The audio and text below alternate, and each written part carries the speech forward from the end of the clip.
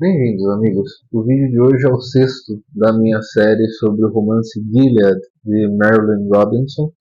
E desta vez eu quero falar de dois aspectos importantes da vida do nosso querido pastor John Ames, que são a tentação da inveja, que ele enfrentou na sua noite escura, na sua longa noite escura, que, como vimos, durou vários anos, e, ao mesmo tempo, como enfrentar essa e outras tentações levou ele a ser purificado para o amor, né? Para a esposa que ele encontrou na velhice, para o filho que ele teve na velhice e para amá-los mais perfeitamente, não é? E eu quero falar disso sobre a partir de dois aspectos. O primeiro é como a gente viu, sobretudo nos dois últimos vídeos, com um pouco maior intensidade, como foi aparecendo essa mágoa do pastor John Ames pelo seu afilhado, pelo Jack Bottom. Hoje eu vou contar a história do Jack Bottom na juventude. Quando ele aparece aqui nas cartas que o pastor John Ames está escrevendo, no seu presente, o Jack Bottom já tem uns 40 e poucos anos. E foi algo que ele fez aos 20, não é? Algo que marcou muito a família dele, os pais dele, os irmãos, especialmente a Glory, e, claro, o próprio pastor John Ames, que também estava presente, não é? Foi testemunha dessa história. Mas são vários aspectos em que essa mágoa se manifesta e é fascinante o modo como ele abre o seu coração mesmo para o filho, não é? Ele conta o que ele está sentindo. Muitas vezes ele não entende, então ele precisa... Por isso ele menciona várias vezes, não é? É impressionante como a Marilynne Robinson consegue aproximar na sua narrativa um modo como nós também temos dificuldade de nos aproximar dos nossos defeitos, né? Às vezes uma mágoa, uma dificuldade se apresenta, a gente se queixa uma, outra vez, a gente começa a entender um pouco daquilo, mas o sentimento ruim, negativo fala mais alto e a gente se perde um pouco, depois a gente volta e reflete mais uma vez e a gente consegue perceber a raiz daquilo. E é isso que acontece com o pastor John Ames. A gente consegue perceber em vários momentos essa mágoa dele, mas é só quando ele conta a história toda que ela vem à tona por inteiro, né? E que também vem à tona a tentação que ele padeceu por muitos anos e que, estando prestes a morrer, deixando uma esposa e um filho de 7 anos, é uma tentação que ele ainda tinha, que é a tentação da inveja, que ele chama de cobiça. A gente já vai ver isso mais especificamente. Então, no último vídeo eu comentei que o objetivo que ele tinha era alertar a esposa e o filho sobre o mau caráter do Jack Bottom, que ele era uma pessoa em quem não se podia confiar. E a gente vê que ele ficava inquieto na presença desse seu afilhado, sobretudo quando ele ia visitá-los, né? Quando ele estava na presença da esposa e do filho do pastor John Ames. Então, num domingo, o Jack Bottom estava presente na igreja. O pastor John Ames fez um sermão que depois a gente vem a saber remeteu a esse episódio, a essa vida anterior dele, né, o que ele fez na juventude, que eu já vou mencionar o que é, e que o Jack Bottom fica sem graça, não é, com esse sermão. Mas, ao mesmo tempo, ele se senta ao lado da esposa do pastor John Ames. Então, o Jack Bottom, a esposa do pastor John Ames e o filho do pastor, não é?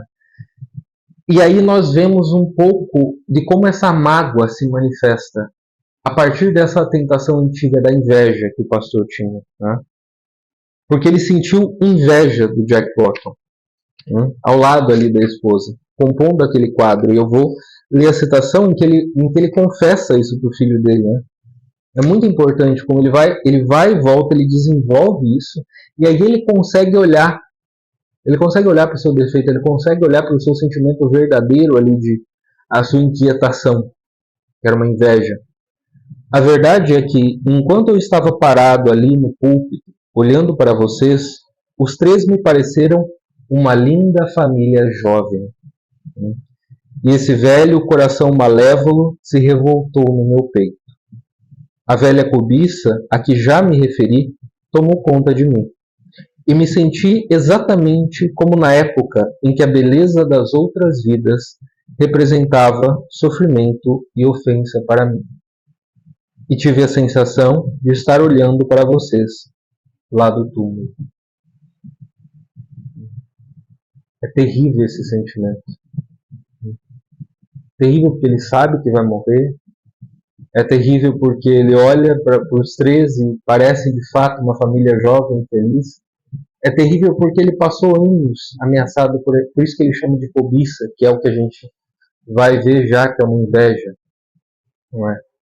Mas vejam, ele fala da inveja algumas páginas antes. Então notem como ele vai refletindo sobre si mesmo. Né? Primeiro ele fala do sermão, ele fala do incômodo que ele teve pela presença do Jack Bottom, depois ele vai tratando de outros assuntos, ele chega nessa cobiça, na inveja, para mais adiante, quando ele volta ao tema da ameaça que o Jack Bottom poderia ser, ele lembra dessa imagem, e aí ele consegue juntar os dois raciocínios. O raciocínio da sua tentação pela inveja e a memória da imagem do Jack Bottom ao lado da esposa e do filho dele. E como ele se sentiu vendo os três juntos. Isso aqui é incrível, é genial. Porque a Marilynne Robinson, ela traça um caminho de naturalidade nesse raciocínio, nesse exame de consciência do pastor John Ames. Ela consegue fazer isso com naturalidade. Né? De fato, parece uma pessoa de carne e osso, novo personagem literário. E aqui é um dos sentidos mais maravilhosos em que a literatura consegue revelar a essência dessa forma narrativa que tem a vida e a própria razão humana, o próprio modo como nós pensamos. Como nós fazemos o nosso exame de consciência, que também é uma narrativa. Fazer um exame de consciência também é contar uma história, comparando entre o verdadeiro. Não é? Vamos ver algumas páginas anteriores aqui, quanto ele descreve essa cobiça que é inveja. Acredito que o pecado da cobiça é aquela pontada de ressentimento que podemos sentir quando até mesmo as pessoas que mais amamos têm o que nós queremos não temos. Tristeza pelo bem alheio, inveja. Pela perspectiva do amar ao próximo como a nós mesmos, Levítico capítulo 19, versículo 18, não há nada que possa tornar a condição de decaída de uma pessoa mais incontestável do que a cobiça, a inveja. Sentimos isso bem no coração, nos ossos. Nesse sentido, é instrutivo. Nunca conseguimos obedecer efetivamente esse mandamento, não cobiçarás. Evitei vivenciar a desobediência, isolando-me o mais que pude, como já disse. Estou certo de que teria experimentado muito mais dificuldades na minha vocação se houvesse simplesmente aceitado a presença da cobiça em mim mesmo como algo inevitável. Para mim, era mais fácil chorar com os que choram. Isso é algumas linhas depois. Não tinha intenção de fazer uma brincadeira, mas pensando nisso, vejo que chega a ser engraçado. E que nós vemos como um dos grandes elementos da noite escura do pastor John Ames Bottom foi a tentação da inveja. A tentação de enxergar a sua vida como mutilada, né? Que foram tiradas, ele perdeu a esposa e a filha, ele não voltou a se casar, e uma parte fundamental do seu ministério era lidar com as famílias, era batizar as crianças, era ver as famílias felizes e crescendo, uma família do seu próprio amigo, né? Do pastor Bottom. E o que ele fez para tentar fugir dessa tentação que parecia mais forte com ele do que ele? Se isolar, se afastar. Perceba uma das chagas que ele carregou então, nessa longa noite escura, a constante ameaça da inveja, que mostra a condição decaída, a nossa condição pecadora, decaída, de forma mais incontestável. Né? É algo que sentimos bem no coração, nos ossos. É uma miséria que humilha. Né? Uma miséria que humilha porque ela não tem uma justificativa de prazer que possa nos cegar, não tem nada, ela é humilhante em si mesma. essa tristeza, porque no fundo é uma reprovação de si, da pessoa que se é. Por isso ela é tão humilhante. E nesse sentido ele diz é instrutivo. Mas foi instrutivo para ele. E foi instrutivo, claro, de um jeito bem difícil. Nunca uma instrução fácil, assim, abstrata, ou tal como eu estou fazendo aqui com vocês, não é ler um livro e comentar e tal. Não, ele sentiu essa tentação por anos, anos e anos na própria carne. E depois de ele ter refletido nisso, nessa sua tentação da inveja, foi que ele confessou ao filho o sentimento que teve vendo o Jack Bottom, a esposa e o próprio filho juntos na igreja. Como se ele estivesse observando do túmulo aquele casal, aquele que seria um casal. Como se ele não fizesse parte das suas vidas. Ele só enxergou isso. Que ele era um velho que estava partindo dessa vida. E aí, depois dele ter falado da inveja que ele teve, do fato dele os estar enxergando no túmulo, ele tem essa queixa que para nós é totalmente compreensível. Né? Ele sabe que está morrendo, ele está velho, o filho dele tem 7 anos, a esposa 40 e poucos, ele os vai deixar. E qual a imagem que vai ficar para o filho dele? Né? Por muitos anos. Além das cartas. A imagem mesmo, mental. O fato é que não quero ser velho. E de certo, não quero morrer. Não quero ser aquele tolo trêmulo de quem você mal vai se lembrar.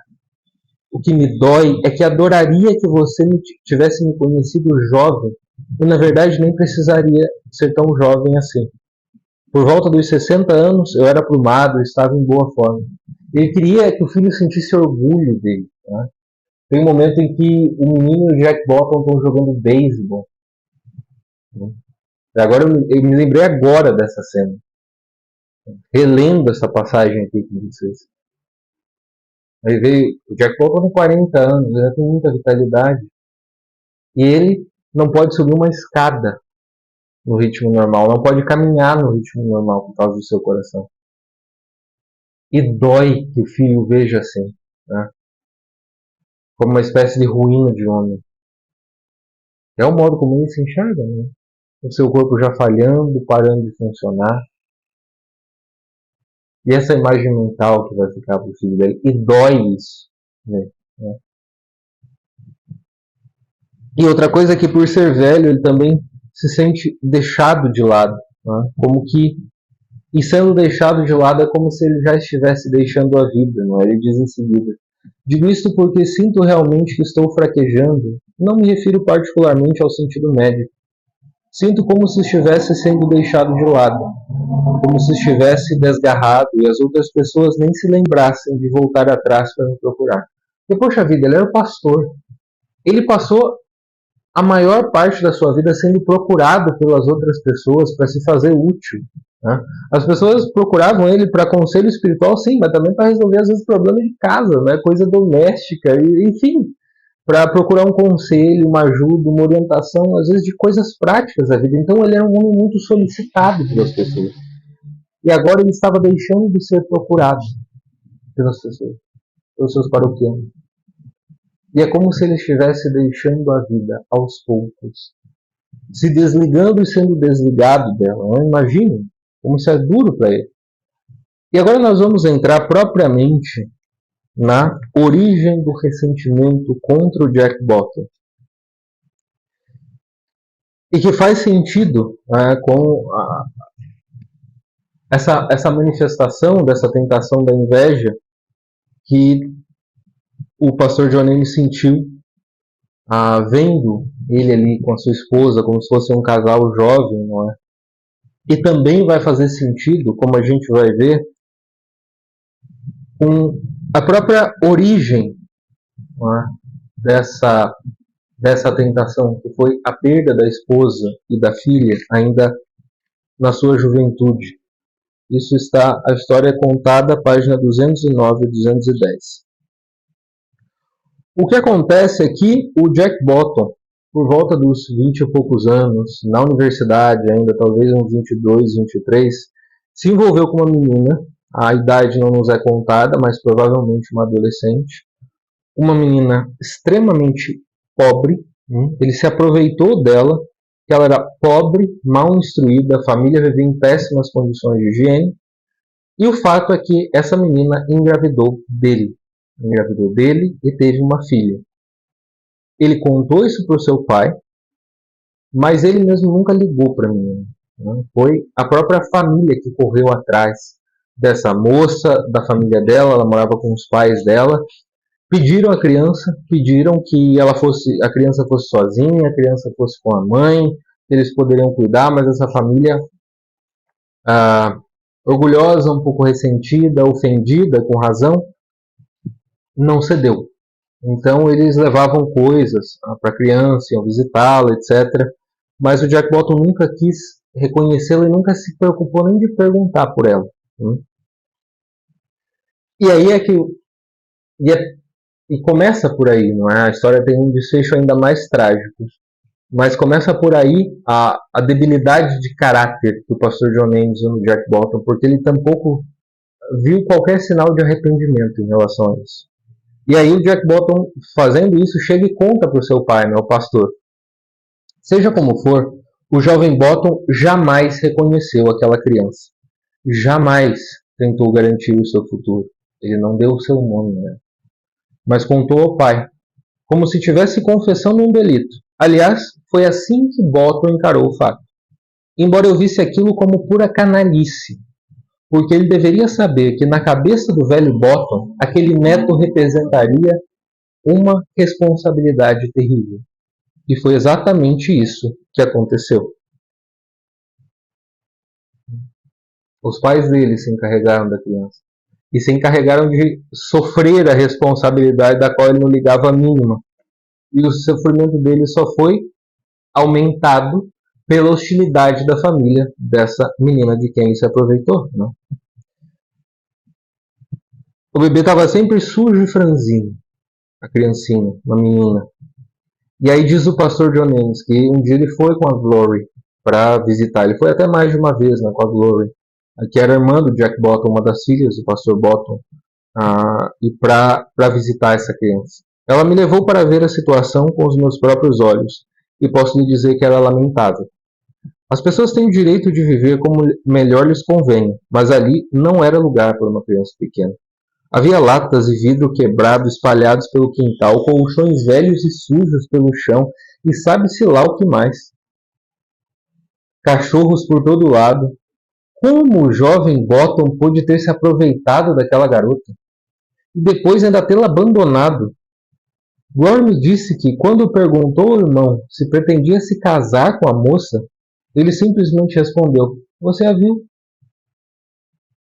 A caminho de lá, Glory me pediu que tentasse convencer a família a deixar que a garota e o bebê viessem morar em uma boa casa cristã na cidade. E eu tentei. Mas o pai da moça cuspiu no chão e disse: "Ela já tem uma boa família cristã." Percebam o que o Bottom fez, não? Você viu ela? Como que eu vou casar com ela? Veja como a única resposta dele só torna a coisa ainda pior, só torna a sua atitude ainda mais terrível para com essa menina adolescente, para com a própria filha que ele nunca reconheceu. E o fato foi que, vejam, isso aqui é bem triste. A Glory deu banho no bebê, arrumou-a com todo cuidado e mandou para ele, para o Jack, o pai, fotos da garotinha sorridente. Olha que judiação, né? Chegou a fotografar a menina nos braços do seu pai, do pastor Bottom. Jack lhe mandava cartões e caixas de bombons pelo seu aniversário, mas não fazia qualquer referência à filha ou à tristeza que tinha causado à própria família. Parecia que ele não ligava a mim. E aqui vem o desfecho. A garotinha viveu até uns 3 anos de idade. Estava se tornando uma criança esperta e forte para o orgulho sombrio da mãe e da sua boa família cristã. Mas cortou o pé em algum lugar e morreu de infecção. Quando a viram pela última vez, perceberam que não estava nada bem. Glory foi então buscar um médico, Não havia, porém, mais nada a fazer. O avô materno, né, disse: a cruz dela era pesada demais. Glória o esbofeteou. Na lápide, depois da inscrição bebê, 3 anos, está gravado: os seus anjos nos céus sempre veem a face de meu Pai que está nos céus. E antes dessa inscrição tem a informação que o pastor John Ames nos dá. Na lápide estava escrito: bebê, 3 anos. A mãe nunca chegou a lhe dar um nome. A menina morreu aos 3 anos, sem sequer ter recebido um nome. Terrível, não?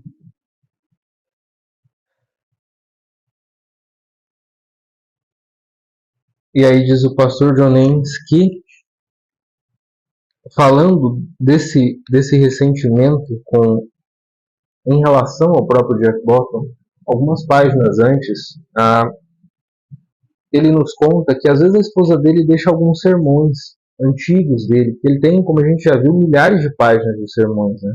Caixas abarrotadas. Escreveu tanto quanto Santo Agostinho, quanto Calvino, né, em termos de quantidade, como ele já nos contou. Aí às vezes a esposa seleciona um ou outro e deixa na mesa dele para ele reler, para que talvez ele possa separar para o filho reler no futuro, né, para ler no futuro e tal. E aí, antes desse episódio que eu vou contar e que eu vou ler para vocês, ela deixou um sermão sobre o perdão. Né? E esse sermão ela deixou alguns dias depois deles estarem na casa do Bottom. Aparece o Jack lá. E o Jack começa a fazer umas perguntas espinhosas sobre a predestinação. E o pastor John Ames, já acostumado com esse tipo de discussão que não leva a lugar nenhum e desconfiado do Jack Bottom, começou a entrar na defensiva, não é? Mostrando nesse sentido para a esposa dele, que também estava presente, um pouco dessa mágoa, desse ressentimento. Né? E aí ela deixa, sem falar nada, claro. Ela, muito discreta, quietinha, deixa esse sermão sobre o perdão na mesa dele. E aí ele fala: isso me veio à mente porque lembrar e perdoar podem ser coisas diametralmente opostas. Geralmente são, com toda certeza. E aí ele diz: não cabe a mim perdoar Jack Bottom. Qualquer mal que me tenha feito pessoalmente foi indireto e decididamente sem importância. Digamos que, pelo menos, fazer algum mal a mim nunca foi o alvo principal de nenhuma dessas atitudes que ele teve. Não é uma ofensa pessoal, tá? Nada do que o Jack Bottom fez foi contra o seu padrinho. Mas vejam só, agora lembrem de novo da imagem dele pregando o seu sermão, os 3 juntos, a esposa dele, o filho dele, o Jack Bottom, parecia uma família jovem, a tentação dessa inveja, desse ressentimento, e o que o Bottom fez com a filha dele, de tê-la ignorado, a menina que morreu sem nome aos 3 anos. Ele diz o seguinte: o fato de um homem perder o seu filho, ao passo que o outro simplesmente desperdiça a paternidade, como se aquilo fosse uma coisinha à toa, bem, isso não quer dizer que o segundo desses homens tenha cometido qualquer delito contra o primeiro. Não perdoa. Não saberia nem por onde começar. Percebam a origem dessa mágoa. É aquele negócio de, olha, eu daria a minha vida inteira por isso. E você jogou fora. Você ignorou a existência de uma criança. E eu perdi a minha filha e a minha mulher. Só tive tempo de pegar minha bebê nos braços. Ela deu uma olhadinha para mim e a vida dela se apagou em poucos minutos. E você se aproveitou de uma menina jovem, indefesa, e não ligou a mínima para sua filha que morreu aos 3 anos. Essa é a origem da mágoa do pastor John Ames. E aí vocês podem imaginar, não é? o Jack Bottom tendo feito isso 20 e tantos anos antes do presente da narrativa, como esse impacto foi grande para o pastor John Lennon, que já vivia na sua noite escura. Como enxergar isso no seu próprio afilhado, no filho do seu melhor amigo, no menino que ele batizou na congregação do seu amigo. Como isso de algum modo pesou ainda mais na sua noite escura. Né? E agora na segunda parte do vídeo vamos falar de como de novo essa noite escura, também com essas tentações contra as quais ele lutou a vida toda, pelo que a gente tem visto, né? Foi também uma purificação para o seu novo amor. Né? O amor da sua esposa e do seu filho.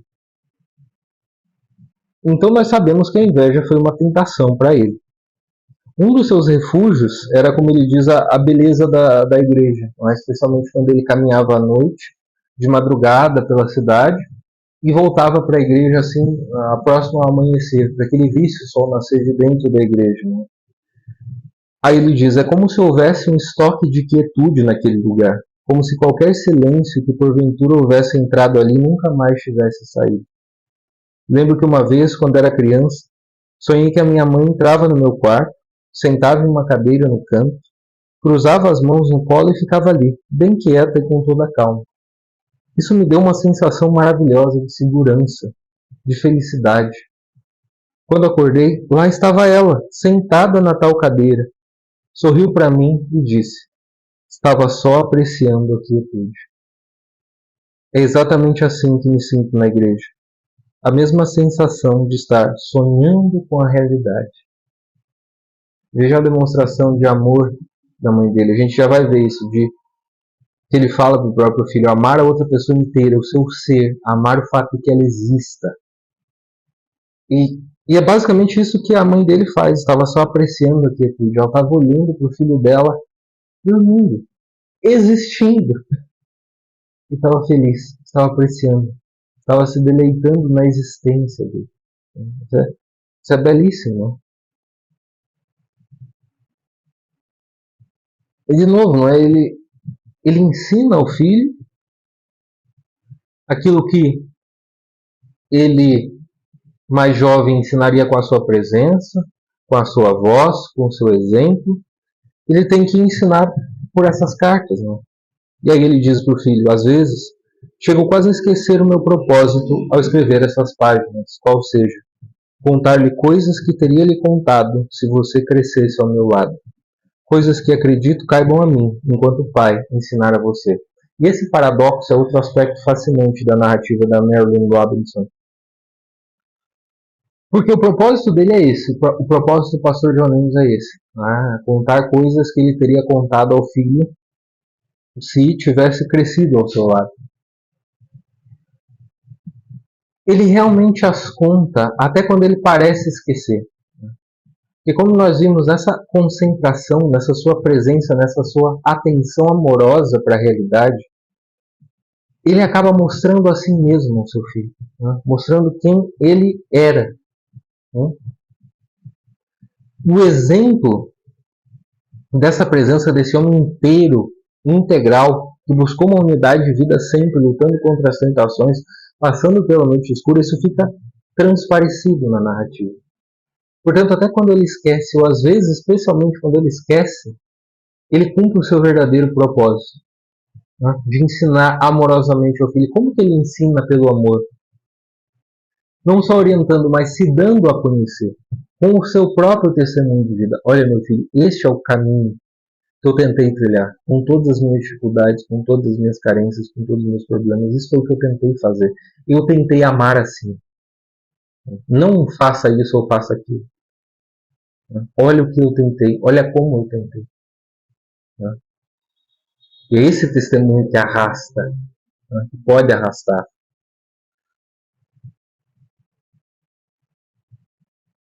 E a penitência essa penitência da noite escura acaba purificando ele para o amor. Que vejam o que ele diz. O que pretendo dizer aqui é que a grande bondade e a providência do Senhor deram à maioria de nós alguém a quem honrar. Ao filho, os pais. Aos pais, o filho. Tem um imenso respeito pela retidão do seu caráter, ele diz para o filho, e pela bondade do seu coração. E a sua mãe não poderia amá-lo mais, ou ter mais orgulho de você. Olha essa afirmação. Velou praticamente por cada momento da sua vida e o ama como o próprio Deus, até a medula dos ossos. É a pessoa inteira que ama uma outra pessoa inteira, seu filho. E isso é honrar o filho. Você pode ver como é digno amar o ser de alguém. Isso é o amor verdadeiro. A sua existência é um deleite para nós.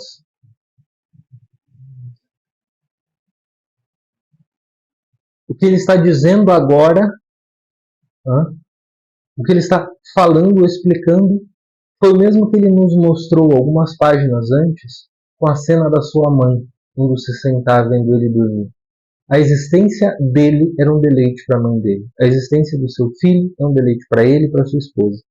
Espero que você nunca precise desejar um filho como eu desejei. Mas que maravilha quando você finalmente chegou. E que bênção desfrutar de sua presença por quase 7 anos.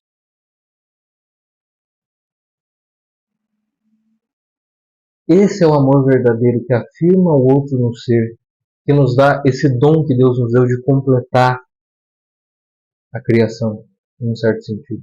Como diz o Piper, o Joseph Piper, o amor é o mesmo que aprovação, vem do latim probus, bom, que é a afirmação do outro no ser, que bom que você existe. Esse é o amor verdadeiro, ao qual pelo pecado é difícil de chegarmos. O nosso exercício é amar assim, é lutar para conseguirmos amar assim. E, portanto, a noite escura, a purificação dos sentidos do pastor John Lennon, esses longos anos de solidão, de tristeza, prepararam ele para esse amor puro. Foram ocasião para ele lutar contra as suas tentações, purificar os seus sentidos e chegar ao fim da vida podendo amar desse jeito, sendo capaz de amar desse jeito. O filho que Deus lhe deu na velhice e a esposa que Deus também lhe deu na velhice. E de novo ele observa muito atentamente a esposa dele, É muito bonito como ele faz isso. E ele vê no rosto dela, ele diz: acho que a sua mãe passou por muitas tristezas durante aqueles anos, antes deles se conhecerem, antes do casamento. Nunca lhe perguntei nada, mas se há uma coisa que aprendi na vida, é que tristeza arraigada, constante, é perceptível. Fusão entre forma e conteúdo, que eu falei no vídeo sobre a manifestação exterior da nossa vida interior. Ele viu essa tristeza arraigada, profunda, como provavelmente ele tinha e manifestava de algum modo, ainda que os outros não percebessem, uma tristeza arraigada e profunda nesses longos anos de noite escura. E vejam que ele fala da tristeza, é fascinante. É legítimo dizer, porém, que efetivamente acreditamos que existe nela, na tristeza, um mistério sagrado. Algo no rosto da sua mãe que sempre me fez sentir que eu devia estar disponível, como se houvesse ali uma verdade testando o sentido do que eu disser. É um rosto bonito, muito inteligente, mas a tristeza que existe nele se fundiu à inteligência, por assim dizer, a tal ponto que uma e outra parecem uma coisa só. Acredito que haja dignidade na tristeza, simplesmente porque Deus quer que seja assim. A dignidade de experimentar o peso da vida mais profundamente e conhecer o peso do amor mais profundamente. A dignidade de levar a própria cruz. E essa disponibilidade é justamente esse amor que confirma o outro no ser e que faz dom de si mesmo. Eu estou aqui para você, para me entregar a você porque eu te amo. Eu amo a sua existência mesmo. E todas as manifestações exteriores da sua vida interior, da vida do espírito, não o pecado, mas as manifestações verdadeiras de quem você é, que são manifestações exteriores, materiais, da pessoa que foi criada para a comunhão com Deus.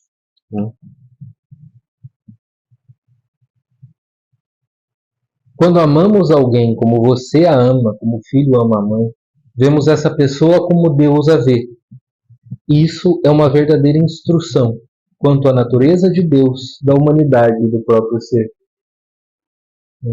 A experiência do amor é essa instrução, porque é essa comunhão na verdadeira realidade, esperando para o amor perfeito e pelo amor perfeito diante do próprio Deus.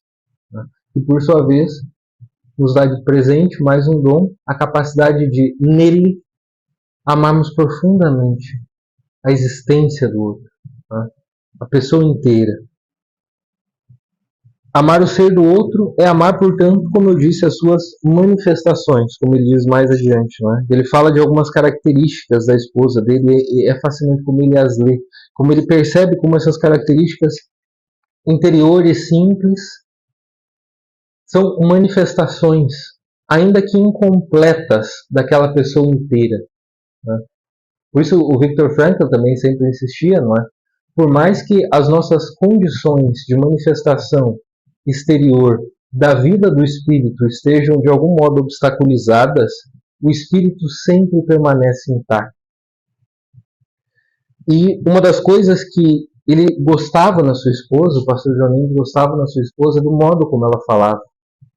Às vezes ela até falava algumas palavras erradas, uma mulher simples, ela tinha pouca instrução, ela estava se instruindo depois que casou com ele, ela foi se interessando pela leitura, até pela própria educação do filho, ela foi se interessando mais pela leitura, por conhecer as coisas, para ler e escrever melhor, etc. E aí uma coisa que ela dizia, traduzida aqui para o português na edição da Vida Nova, não tem problema. E vejam, ela falava isso com uma voz baixa, tranquila, serena, não tem problema. Com esse errozinho na palavra. E vejam que o que ele entende, o que ele percebe nisso, era como se ela estivesse renunciando ao próprio mundo, só para não levar em conta alguma ofensa que lhe fizessem. Uma renúncia tão pródiga, uma prodigalidade tão desprovida como nas minhas lembranças dos velhos tempos. Não tenho nada para lhe dar. Tome e coma. Biscoito com gosto de cinza, chuva de verão, o cabelo dela todo molhado emoldurando-lhe o rosto. Se eu tivesse de multiplicar por 2 os esplendores do mundo, os esplendores tal como os percebo, faria uma ideia do paraíso muito diferente de qualquer coisa que se possa ver nas pinturas antigas. O que isso significa aqui? Veja, essa manifestação, numa única frase, no tom em que essa mulher a diz, até mesmo nesse pequeno erro, são uma manifestação do seu espírito. Desse espírito, dessa vida interior, dessa pessoa inteira. É por essa pessoa inteira que o pastor John Lennon está apaixonado. É essa pessoa inteira que ele ama. E esse amor faz com que essa pessoa entre na vida dele de tal modo que todos os episódios marcantes, todos os episódios que ele quer que entre para a eternidade sejam associados ali a ela. Por isso ele associa essa frase dela, essa prodigalidade, esse amor, àquele ato eucarístico do seu pai. Depois do incêndio da igreja, de dar um biscoito para ele, com gosto de cinza, na boca, uma eucaristia, como se fosse uma eucaristia. Vejam como nesse amor legítimo, porque é um amor em Deus, um amor que aprova o outro no ser, porque Deus criou esse outro ser. É um amor que o faz lembrar, o faz voltar a todos os seus outros amores que ficaram guardados no passado e, portanto, já estão guardados na eternidade. O sentido que já estava em todas as coisas, em todas as suas circunstâncias, é maravilhoso. Isso é belíssimo. Isso é belíssimo.